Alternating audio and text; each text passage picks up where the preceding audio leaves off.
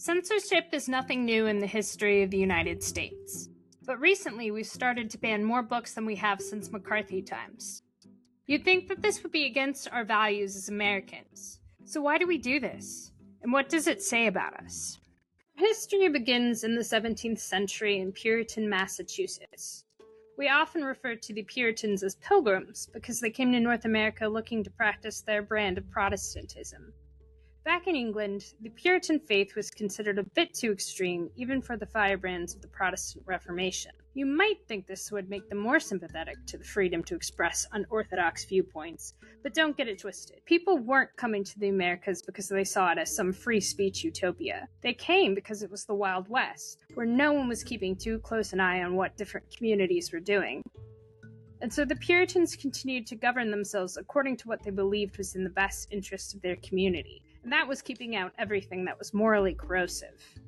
The first recorded book burning in America was of the heretical tract, The Meritorious Price of Our Redemption, right in the middle of Boston, the place we consider to be the heart of American liberty. In the 1630s, a series of people were banished from Massachusetts for holding the wrong religious views. It's how we got Rhode Island. Idealistic notions of freedom of speech and freedom of the press just didn't exist. That is until the Zenger trial. Peter Zenger was a printer in New York City whose paper routinely published critiques of the royal governor of New York. But when the governor went to sue him for libel, something interesting happened. The jury found for Zenger, convinced by the argument of his lawyer that what he wrote couldn't be considered libel if it was found to be accurate. Founding father Gouverneur Morris said, "The trial of Zenger in 1735 was the germ of American freedom, the morning star of that liberty which subsequently revolutionized America." So when the Founding Fathers did codify our country's commitment to speech in the Constitution, they tried to keep in mind where the line of government oversight ended and where people's right to expression began. Because it is important to remember, while the right to speech is vast in this country, it isn't unlimited. Where exactly the limits are, though, is something that continues to trouble us. Government exists on a spectrum. On one end, there's total freedom. Anarchy, basically. Do what you like. And on the other, there's complete safety from anything and everything that might go wrong. Unfortunately, this essentially means a police state. It isn't possible to have both, complete freedom or complete safety. Since our government does have a duty to provide us with a degree of safety, the result is that our freedom as citizens isn't total, and that includes our freedom of speech. The things you can't say fall into two categories: public endangerment and defamation. We'll park the defamation category for this discussion. The history of censorship in this country mostly depends on what your definition of endangerment is. The first major test of this comes with Congress's passage of the Sedition Act in 1798. The United States was finding itself caught in the middle of a war between Napoleon and the rest of Europe, and President John Adams thought that now was the time to lean into the safety end of the spectrum. The Sedition Act made it illegal to say anything malicious about the government in a time of quasi-war, something which Adams' critics said made it impossible for them to voice legitimate grievances about him. Doubtless, it would have been struck down by the Supreme Court for violating the First Amendment, but it ended up being a moot point. John Adams lost re-election in 1800, and the law was simply allowed to expire in 1801.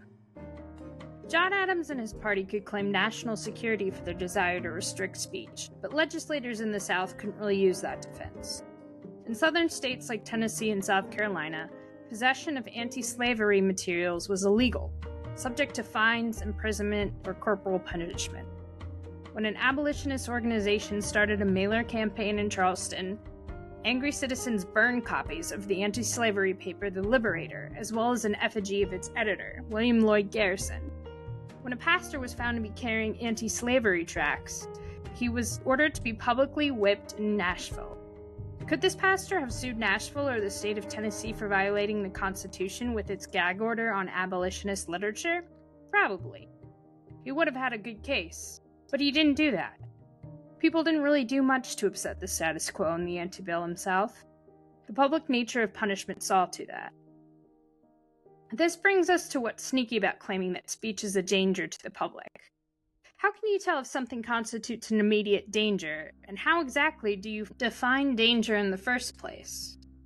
In the antebellum South, the rationale for banning abolitionist material, at least the officially stated reason, was that it might incite violent rebellion among the enslaved population. There's a few reasons to doubt this.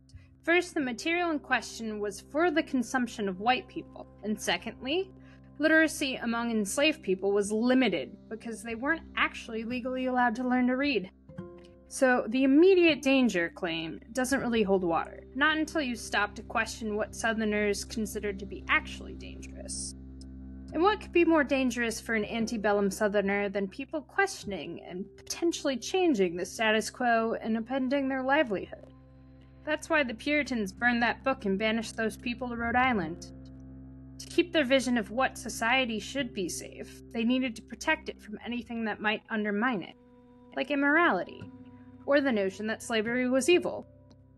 Say that this is done in good faith, that the Puritans or the Southern states truly felt that their way was in the interest of the general welfare, to keep the majority of people happy and prosperous. The means to achieve this so-called utopia is conformity, groupthink, and fear. And in the case of the antebellum South, it certainly isn't a free society.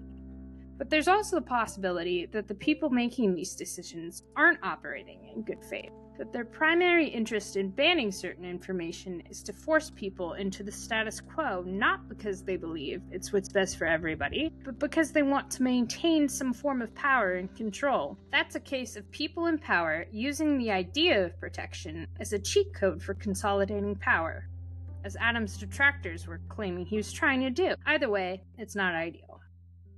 Fast forward to 1873, and this man, Anthony Comstock. Comstock was a devout Christian and a perennial tattletale. He was constantly informing on sex workers and decrying the use of contraception as the primary cause of promiscuousness. That's why you might recognize the name.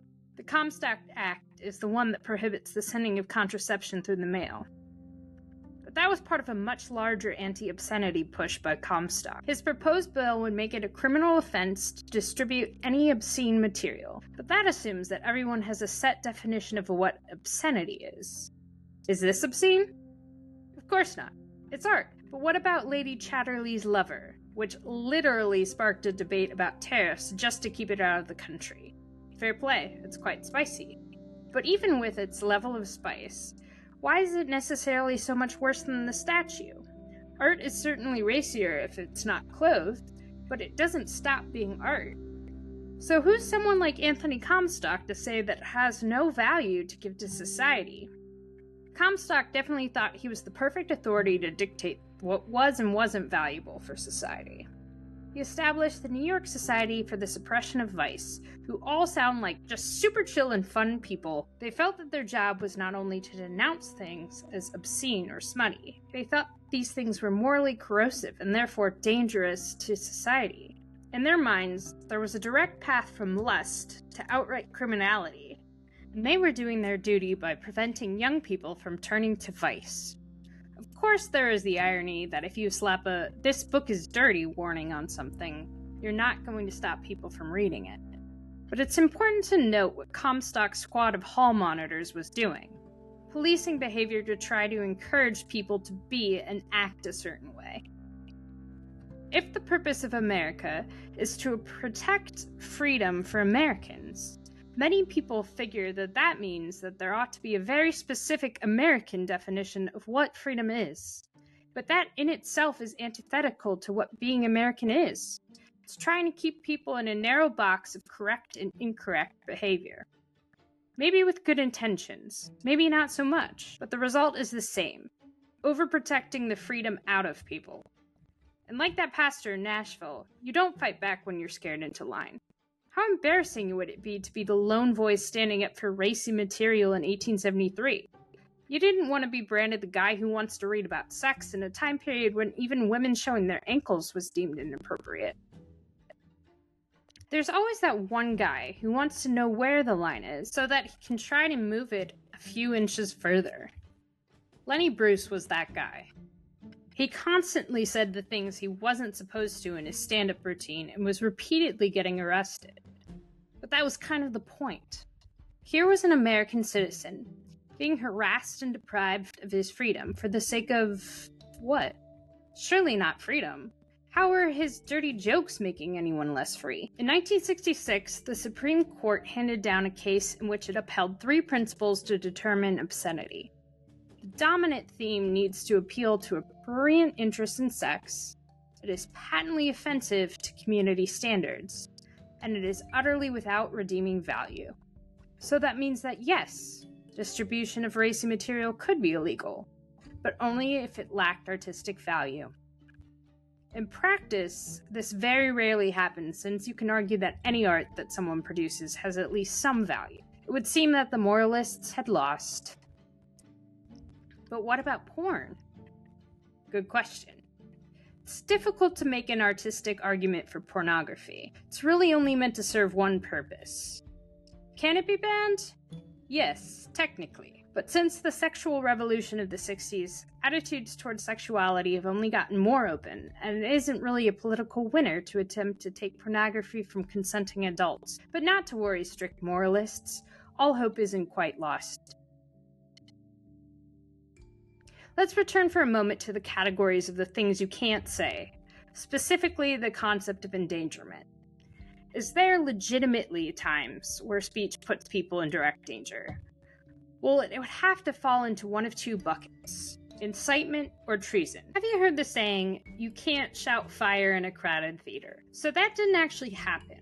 It was an example that Supreme Court Justice Oliver Wendell Holmes Jr. gave when talking about the unintended consequences of speech. Speech that misleads people to panic and say, stampede for an exit, potentially killing in the process, isn't protected. There's a problem here. And it's similar to the one that was created by Comstock's busybodies. You're trying to find a preventative solution before you even know there's a problem. Best case scenario. Worst case scenario, you're the thought police. A recent example of this is the battle to combat misinformation about the COVID-19 vaccine online.